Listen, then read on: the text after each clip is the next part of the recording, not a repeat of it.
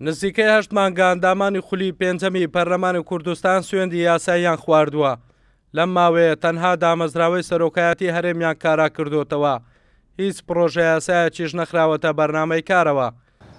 پەرلەمانی کوردستانی تنێ پارتێک یان تنێ فراکسیۆنێک زورینە کارێت پەرلەمانی بوو بەرژەوەندی پارتە خۆ ڕێبەبەت هیچ شتێک چارەسەر نابێت. بە هەندێ مە پێ باشە هەموو پارتێت سیاسیت هەرێما کوردستانی شریکێت ڕاستەقینەیەت حکوومەت هەرێما کوردستانی بندا زیاتر خزمەتە هەموو خەڵکی کوردستانی بێتەکردن. ئەندامێکی فراکسیۆنی پارتی و ئەندامێکی فراکسیۆنی گۆڕان لە پەرلەمانی کوردستان یەک ڕایان هەیە و دەڵێن لەم خولەی ئێستای پەرلەمان ئەولەویەتیانداوە بە پێکەنانی حکوومەت و لەسەر ئەم پرسە کار دەکەن.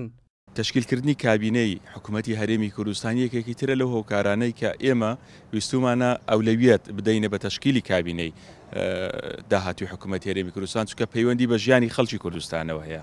ئێمە ئەگەر حکوومەتمان نەبێت یاساش دەربکەین هیچ سوودێکی نابێت. دەبی حکوومەت دابمەزرێ ئەنجا ئەمە یاسای چاکسازیەکە تێپەڕێنین. بۆ نمونە کە باشترین یاسا یا بابرین پێشنیازی یاسای چاکسازیەکەیە. بەشێک لە فراکسیۆنەکانی پەرلەمانی کوردستان پرۆژە یاسایەکی زۆری ئامادە کردووە تابی دەنە دەستەی سەرۆکایەتی پەرلەمان بۆ ئەوەی بخرێتە بەرنامەی کارەوە. لە نێو فراکسیۆنەکانیش فراکسیۆنی یەکێتی 21 پرۆژە یاسای ئامادەیە. ئەمە جیالەوەی چەند پرۆژە یاسایەکی گرنگ لە خوڵی ڕابردووی پەرلەمان نەکران بە یاسا و بۆ ئەم خولا جێهێڵدران کەچی ئەم پرۆژانە هێشتا ئێستا نەخراونەتە بەرنامەی کارەوە. هەڵکورد ئەحمەد کورسات نیوز هەولێر.